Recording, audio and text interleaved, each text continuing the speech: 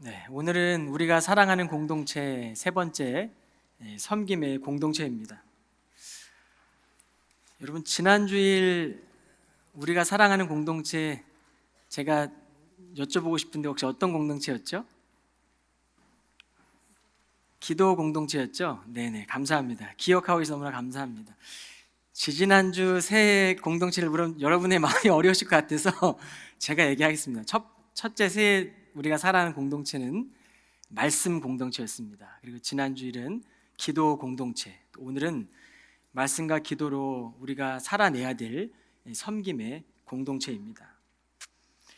여러분이 섬김이라는 헬라어는 디아코니아라는 단어입니다.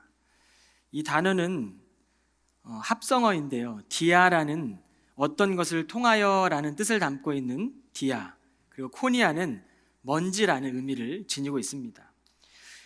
여러분이 두 개의 단어의 합성한 뜻을 저희가 한번 요약해 보면 먼지를 통하여라는 뜻이 되죠.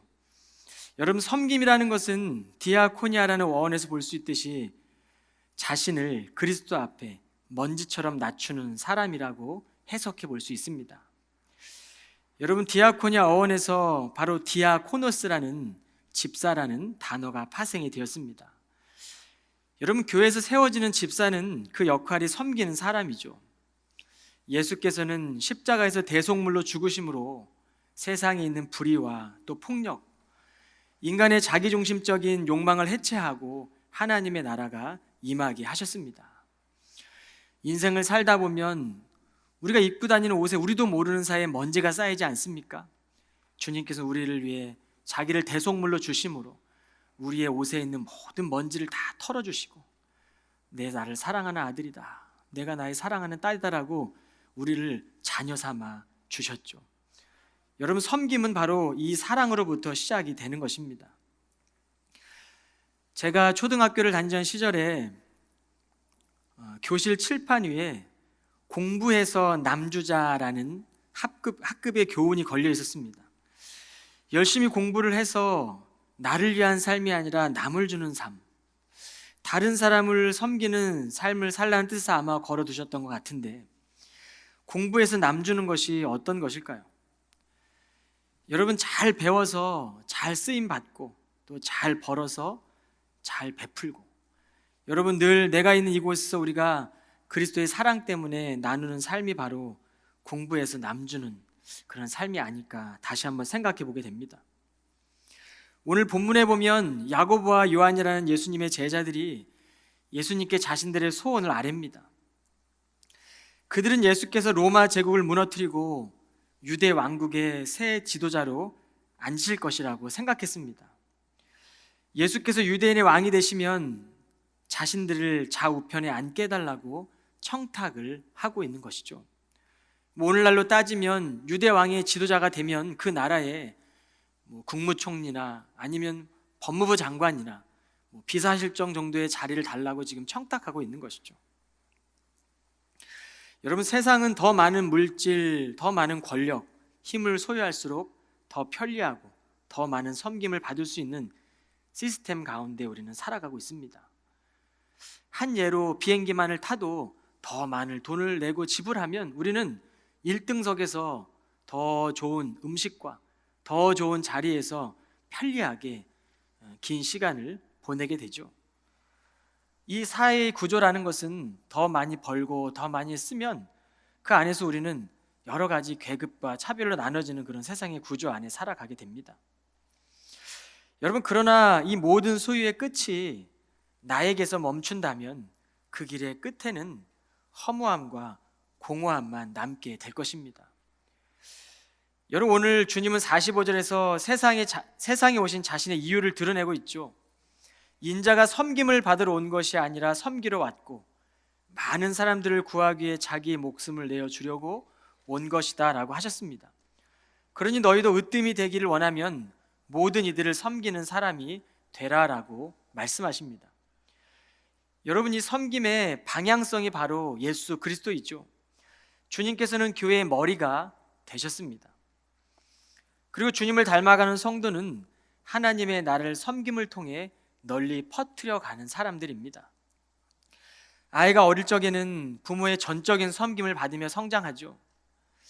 그러나 때가 되면 본인도 다른 사람들을 돕고 섬기는 책임 있는 사람으로, 어른으로 성숙해져 가는 것입니다.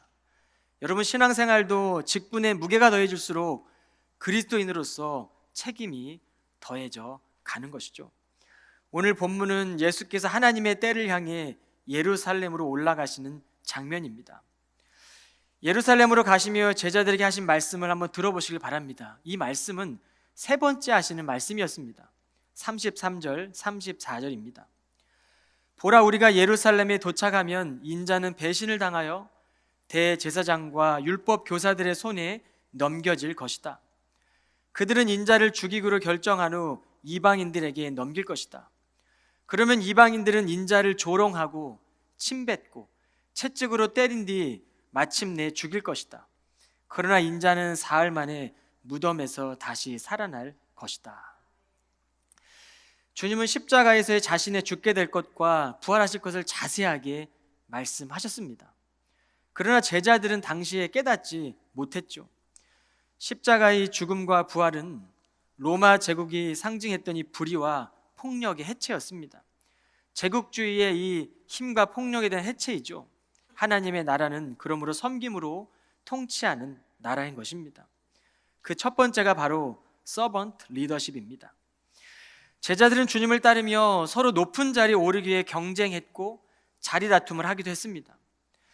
오늘 본문에 보면 다른 10명의 제자들이 야고보와 요한이 청탁하는 것에 분노한 것을 보면 다른 제자들도 야고보나 요한과 같은 생각을 하고 있었음을 우리는 추측해 볼 수 있습니다. 여러분, 교회 공동체에 형성하는 데 걸림돌이라고 한다면 첫째는 교만이고 우리 마음 안에 있는 이기심입니다. 섬김의 공동체는 하나님의 뜻을 기억하고 이 섬김이라는 마음의 바탕에서 우리는 그 진리를 지켜나가게 됩니다. 그러나 내가 주인 되어 나의 이익을 드러내기 위한 섬김이라면 하나님의 뜻은 섬겨도 희석화되어 갈 것입니다. 이것이 바로 다 자기 자랑이죠. 여러분, 자기 자랑을 바탕으로 하는 섬김은 하나님의 뜻과 권위가 사라지게 되는 섬김입니다. 절대적 진리가 사라지고 이 탈기독교, 포스트 크리스찬으로 우리는 전락하게 되는 것이죠. 예수께서는 오늘 야고보와 요한에게 너희가 지금 내게 요청하는 것이 과연 무엇을 뜻하는 것인지나 알고 하는 말이냐? 너희는 내가 마셔야 할 쓴 잔을 마실 수 있느냐? 내가 받아야 할 고난의 세례를 받을 수 있느냐고 물으셨습니다. 여러분, 예수께서는 십자가에 달리셨죠. 세상으로 말하면 이 십자가에 달리는 것은 실패하는 것입니다. 실패하셨습니다. 그리고 옥에 갇히셨고 배신 당하셨습니다. 여러분, 오늘 시대 정신을 보면 교회 안에도 절대적인 진리를 인정하지 않는 상대주의의 물결이 자꾸만 침투해 옵니다. 그것뿐입니까? 모든 교회의 권위를 해체해버리자는 해체주의도 오늘날 현대 교회 안에 많이 들어와 있습니다. 돈을 가장 믿을 만한 힘이라고 여기는 물질 만능주의가 우리 안에 없습니까?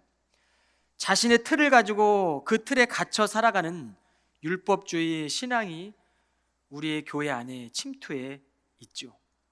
이는 주께서 가신 길과는 다른 길입니다. 하나님의 뜻은 죽음 가운데서 이 죽음을 통해 부활로 나타나셨고, 그리스도는 이 순환과 핍박을 통해 진리를 수호함으로 하나님의 나라가 임하게 된 것입니다. 여러분, 세상은 2000년 전이나 지금이나 이 죄의 대가를 치르기보다는 회피하려고 합니다. 어쩌면 그래서 예수 그리스도가 오신 것이죠. 세상에 자신의 책임을 지기보다는 늘 자신의 티끌은 보지 못하고 상대방이 있는 들보를 더 크게 보기 때문에 이 세상 가운데 주님이 오셔야만 했습니다. 예수께서 자기 목숨을 모든 사람들의 대속물로 주시며 삶의 길이 되어만 하셨습니다. 예수께서는 모든 사람들이 걸어가야 할 인생의 의미와 목적을 완전히 바꿔놓으신 것입니다. 주님께서는 하나님의 나라의 질서가 어떻게 작동하는지 제자들에게 십자가를 지시기 전에 몸소 설명해 주셨습니다. 이것이 바로 성만찬과 세족식이었습니다. 문제는 인간 안에 섬길 능력이 없다는 것이 문제입니다. 주께서 십자가를 지기 전날 제자들의 발을 씻겨주신 이 세족식은 단순히 발을 씻겨주는 차원을 넘는 것이고 세상에 있는 많은 사람들, 특별히 자기 사람들을 사랑하시되 끝까지 사랑하는 마음으로 제자들의 죄를 씻기신 행위였죠. 죄의 문제는 예수님만을 통하여서 해결받을 수 있습니다. 베드로가 자신의 발을 절대로 씻을 수 없다고 거절하지 예수께서는 내가 너의 발을 씻어주지 아니하면 내가 나와 상관이 없다라고 말씀하십니다. 여러분, 예수님은 제자들을 특별한 관계로 부르고 계시는 것입니다. 당시 유대 사회에서는 어떤 선생도 제자들의 발을 씻기는 경우가 없었습니다. 오늘 선생이었던 예수께서 제자들의 발을 씻긴다는 것은 그들의 죄의 문제를 해결하고 있는 것이고, 앞으로 그들이 죄로 인해 수치심을 느끼고 예수님을 떠났을 때 이 세족식을 경험하며 회고할 때 주님이 나를 사랑하셨어, 주님이 내 죄를 다 씻어주셨지, 주님은 그렇게 나를 위해 십자가를 달리셨고 부활하셨어, 이것들을 경험하기 위해 성만찬을 통해 또 세족식을 통해 오늘 몸소 설명하고 보여주고 계셨던 것입니다. 훗날 제자들은 자신들의 연약함, 예수님을 떠났다는 이 죄책감과 수치로 인해 어려울 때에 주님은 이 발을 씻겨주신 이 세족식을 기억하게 했을 것이고, 성만찬을 통해 이것을 통해 나를 기념하여라 했던 이 성만찬을 회상했을 것입니다. 여러분, 교회인 우리는 주님께서 사랑하시되 끝까지 사랑하신 이 십자가의 사랑을 회복하는 일이 매우 중요합니다. 주님과의 관계가 세워지고 난 후에 자연스럽게 우리의 마음으로부터 흘러나오는 것이 영성이라면 그 영성이 바로 서번트 리더십입니다. 이 힘은 주의 말씀을 실천하는 순종에서 나오게 됩니다. 하나님의 말씀을 듣고 있고 알고 있지만 이 말씀이 삶을 살아가는 일상에서 직장의 일터에서 우리의 손과 발로 드러나게 될 때, 순종하게 될 때 나오는 것이죠. 여러분, 오늘 이 시간 예배는 우리의 마음 안에 주님께서 계시는지, 정말 나를 위해 자기의 목숨을 대속제물로 드리신 그 주님이 이 시간 내 안에 계시는지, 십자가의 사랑으로 자신의 목숨과도 바꿨던 그 사랑이 오늘 우리의 마음 안에 계시는지 끊임없이 살피는 것이 기도이고, 곡조 붙은 기도로 우리가 선포하는 것이 찬양이고, 이 찬양과 말씀을 통해 우리가 살아내는 것이 바로 순종입니다. 둘째로 십자가의 사랑에 바로 섬김이 담겨져 있습니다. 교회 공동체가 이 교회 공동체의 경험이 왜 중요합니까?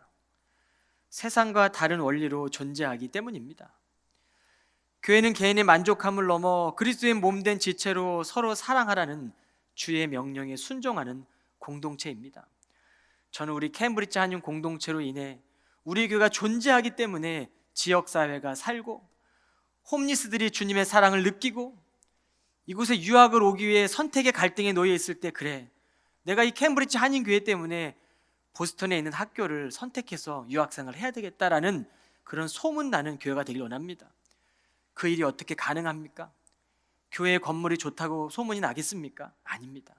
교회를 구성하고 있는 성도들의 삶이, 성도들이 정말 순종함으로 살아낼 때에 이 하나님의 나라를 세워가게 될 때 많은 청년들이 보스턴을 찾을 때 우리 교회를 인해 살 것이고, 이 지역사회에 캠브리지 한인교회가 존재하는 이유가 명확해지는 것입니다. 독일의 섬김 운동의 선구자가 있습니다. 요한 힌리 비에른이라는 사람입니다.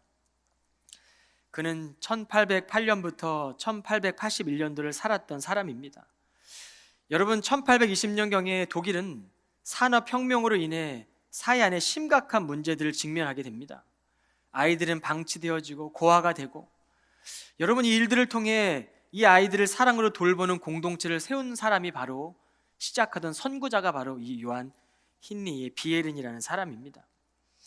그는 국가기관과 연결해서 새로 생겨지는 지역의 이 감옥들 가운데 섬김의 교육을 시작합니다.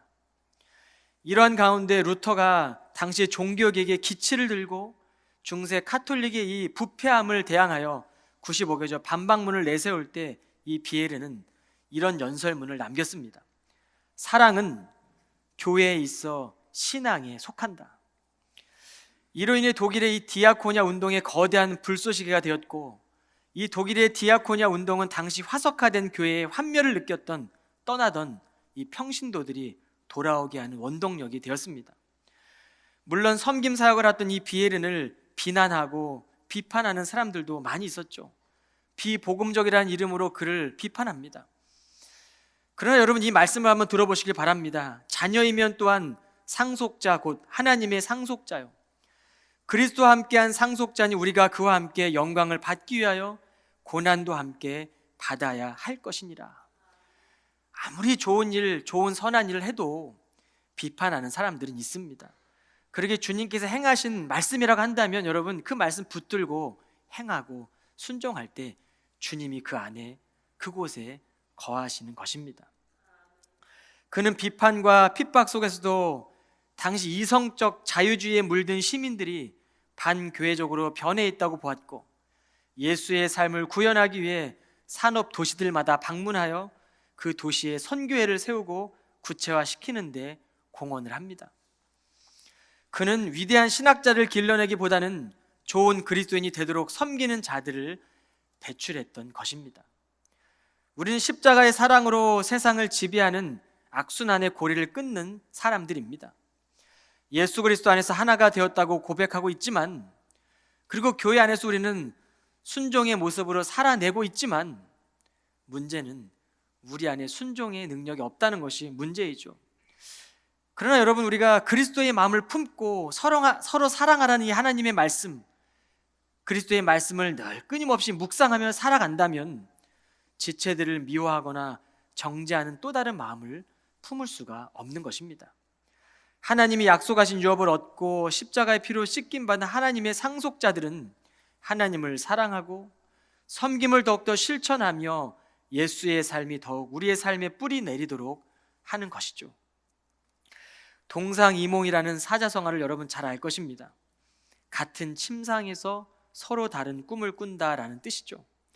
같은 상황에 있고 같은 것을 보면서도 서로 달리 생각하는 것이 인간의 연약함입니다. 같은 시간, 같은 공간, 같은 장소에 모여서 하나님의 말씀을 동일하게 듣고 있지만 여전히 다른 꿈을 꾸고 다른 생각을 하고 있는 것이 바로 우리의 연약함이라는 것이죠. 그래서 섬김의 본이 되시는 주님만이 섬김의 방향이 되십니다. 여러분, 방향이 같다면 속도는 달라도 하나의 모습으로 나아가게 될 것입니다. 결국에는 주님 부르시는 그날에 주님 모습 앞에 우리는 서게 되는 존재라는 것을 깨달아야 될 것입니다. 여러분, 결혼은 시작보다 더 중요한 것이 과정입니다. 결혼은 관계 속에서 배우자의 시선을 통해 지금까지 살면서 볼 수 없었던 내 모습, 내가 나를 보는 모습이 아니라 내가 지금까지 바라보지 못했던 모습을 배우자를 통해 보게 되는 시간들이죠. 그리고 기도는 배우자도 볼 수 없고 나도 볼 수 없는, 누구도 볼 수 없는 그런 스피리추얼한 영역을 보게 되는 시간이 바로 기도입니다.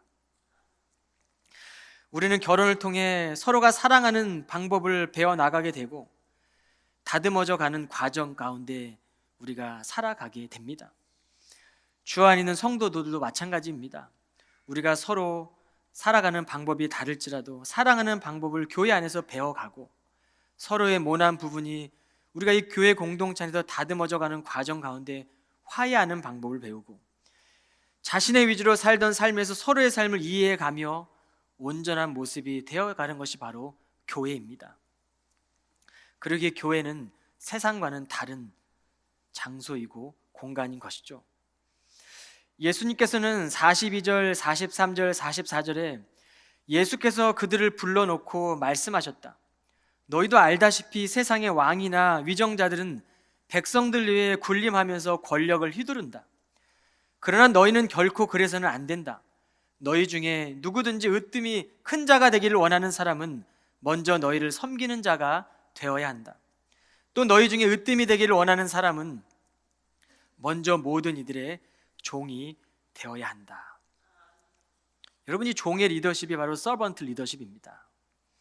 주님이 먼저 우리에게 서번트 리더십을 보여주셨고 우리는 그 방향으로 걸어가는 사람들입니다. 그러기에 언제나 십자가의 사랑의 섬김에는 주님이 거하시는 것입니다. 바울은 이 복음을 접하고 율법의 행함으로 의롭게 되는 것에서 획기적인 경험을 한 것이죠. 복음으로 인해 이전에 알지 못했던 새로운 차원의 경험을 하게 됩니다. 주님은 이 새로운 차원에서의 섬김을 완성하신 분이시죠. 성령께서는 십자가를 지시고 부활하신 후에 제자들에게 새로운 차원의 하나님의 나라를 깨닫게 해 주었습니다.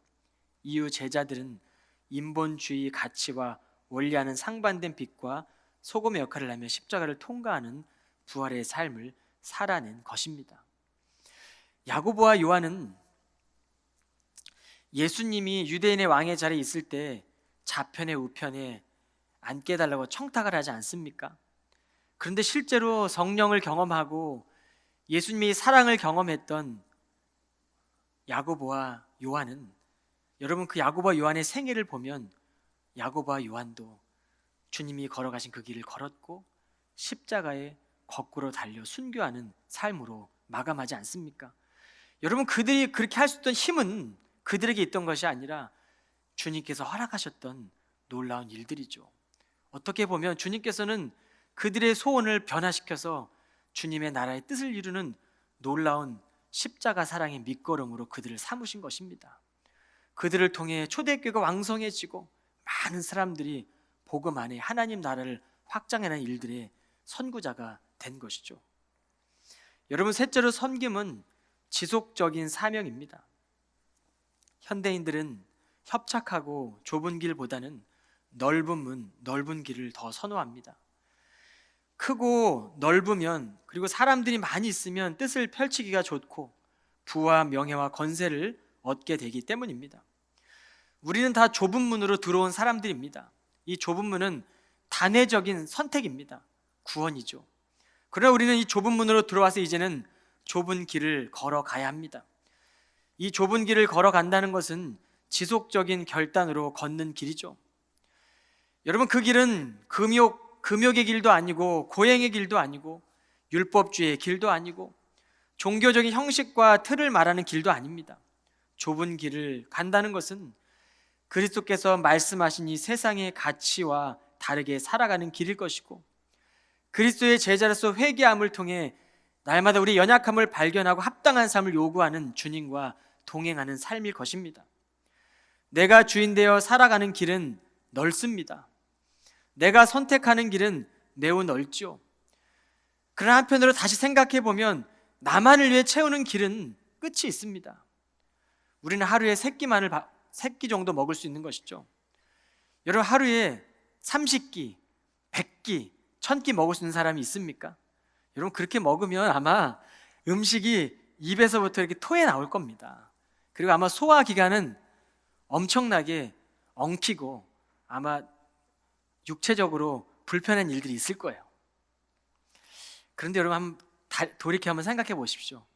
나만을 위한 삶이 아니라 다른 이들을 먹이는 삶을 산다면 1000명의 사람들, 10,000명의 사람들, 수만 명의 사람들을 먹여도 여러분 한계가 없는 것이죠. 이게 바로 나누고 섬기는 삶입니다. 여러분, 예수님은 오병이의 기적을 통해 5,000명이 아니라 2만 명이 먹고도 나는 엄청난 기적을 보이셨습니다. 이것이 바로 어린아이의 작은 나눔에서부터 시작되었다는 사실을 우리는 기억해야 합니다. 여러분, 자신의 배만 채우는 삶은 그 끝은 멸망입니다. 그 끝은 허무함이고 여러분, 멸망이 되는 것이죠. 망하고 우리의 인생 끝에 결국에는 그 허무함을 얻게 되는 것입니다. 살아갈 땐 모르죠. 그러나 주님이 부르시는 그 앞에 서게 될 때 그날에 정말 잘 살았다는 것을 우리는 그날에 비로소 깨닫게 되는 것이죠. 그러므로 우리가 주 안에서 행하는 섬김은 섬길수록 그리스도 안에서 영적으로 쓰임 받는 일들이 계속적으로 일어나게 됩니다. 우리가 살아가는 길에서 접촉되는 죄를 지속적으로 정화해야 합니다. 여러분, 하나님의 말씀 앞에 우리의 마음을 자꾸 노출시키십시오. 좋은 일들 앞에 나누고 베푸는 일에 우리의 삶을 자꾸 노출하십시오. 그리고 내가 가진 것들을 더 많이 나누는 것에 한번 써보십시오. 그럴 때 주님께서 우리 가운데 놀랍게 채우고도 남는 기적이 우리 안에 있게 될 것입니다.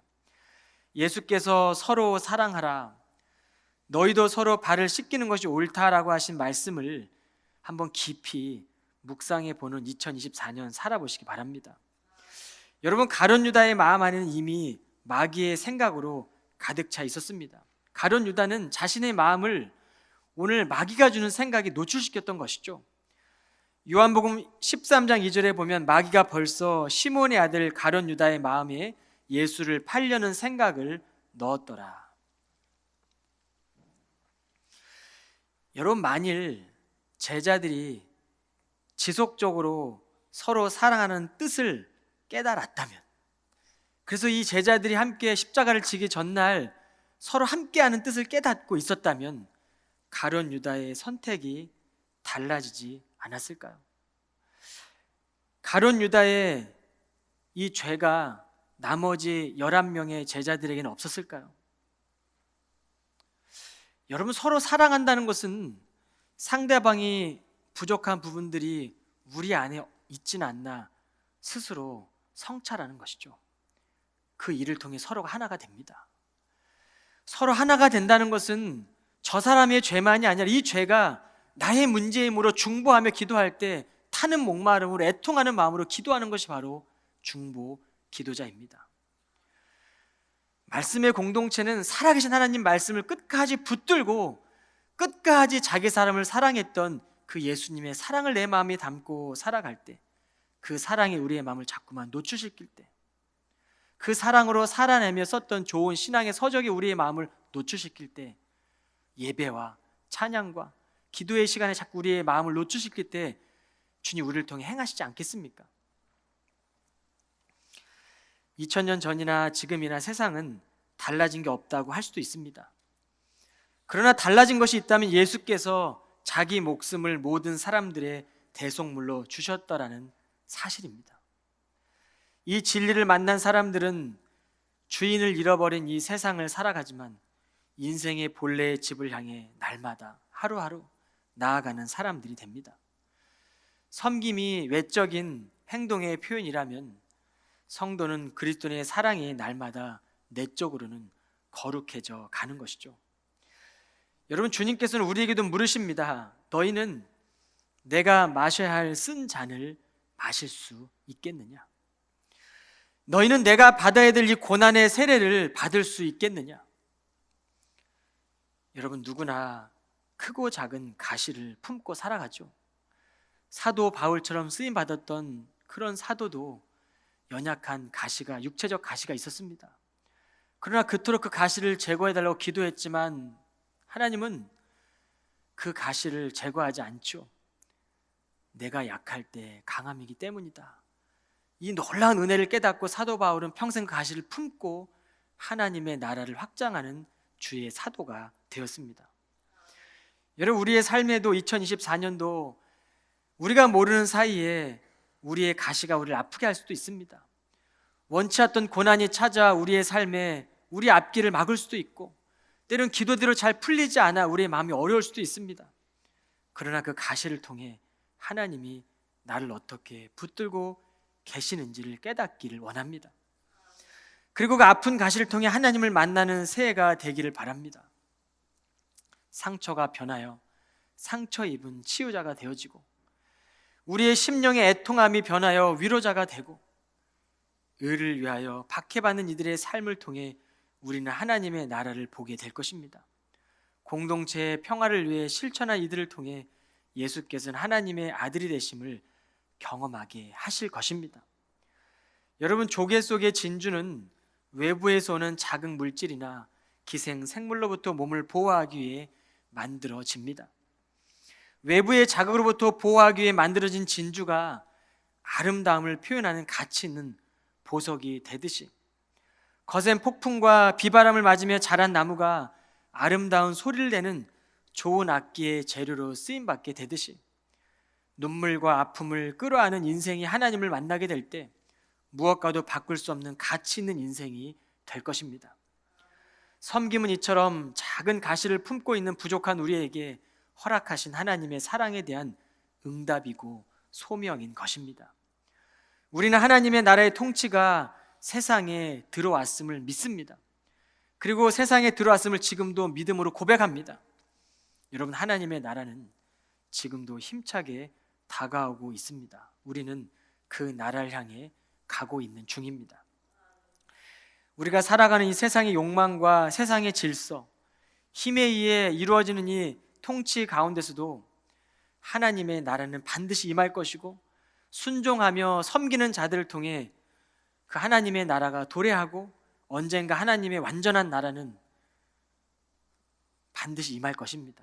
그리고 섬김의 사람들을 통해 여러분, 이 세상의 통치는 사라지게 될 것입니다. 예수 그리스도는 제자들을 끝까지 사랑하셨고 마지막까지 사랑하는 제자들에게 섬김의 본이 되어 주셨습니다. 여러분, 하나님의 자녀된 우리는, 이 자녀의 영을 받은 사람들은 우리의 인생의 두려움에서 벗어나게 됩니다. 아무리 훌륭하게 일을 처리한다고 해서, 잘한다고 해서 자녀가 되는 것은 아닙니다. 하나님의 자녀는 그리스도로 인해 뗄 수 없는 이 특별한 관계 속에서 자녀됨의 상속을 받은 것이죠. 하나님 나라의 섬김은 단순히 봉사하는 것에 그치는 것이 아니라 하나님을 만나고 하나님의 말씀이 우리의 삶의 고백이 되는 것입니다. 우리 안에 쓴뿌리가 뽑아내어지고 하나님의 거룩한 공동체가 되어 진정한 섬김의 직분을 감당하는 새해가 되시기를 주님의 이름으로 축원합니다. 모두가 함께 서로의 것을 나누며 한 형제, 한 가족이 되는 진심을 느끼며 모두가 차별 없이 하나님을 예배하는 진정한 섬김의 공동체가 되시기를 주님의 이름으로 축원합니다. 마리아는 예수님의 발 앞에 값비싼 향유를 붓습니다. 그리고 자신의 머리카락으로 예수님의 발을 닦아드리죠. 여러분, 그 가치를 따진다면 그 향유 옥합은 300데나리온이죠. 지금으로 따지면 300만 불이 넘는 가치입니다. 여러분, 300만 불이 넘는 가치를, 그 향유 옥합을 예수님께 깨트릴 수 있겠습니까? 그러나 마리아는 예수님과 함께하는 기쁨에 더 큰 가치를 두며 그의 사랑과 겸손함으로 그의 섬김의 모습으로 향유 옥합을 깨트렸고 예수님 앞에 진정한 예배의 기쁨을 올려드렸습니다. 여러분, 성도들의 삶은 맡겨주신 삶의 자리에서 기쁨으로 하나님을 사랑하고 또 교회를 섬기고 하나님의 나라를 이루어가는 하나님의 자녀로 명예를 지켜가는 공동체입니다. 2024년 세워지는 직분자들 뿐만이 아니라 직분을 이루고 있는 많은 성도들이 자신의 자리에서 위치가 아니라 직분의 역할을 잘 감당할 수 있는 믿음의 교회들이 다 되시기를 주님의 이름으로 간절히 축원합니다. 기도하겠습니다.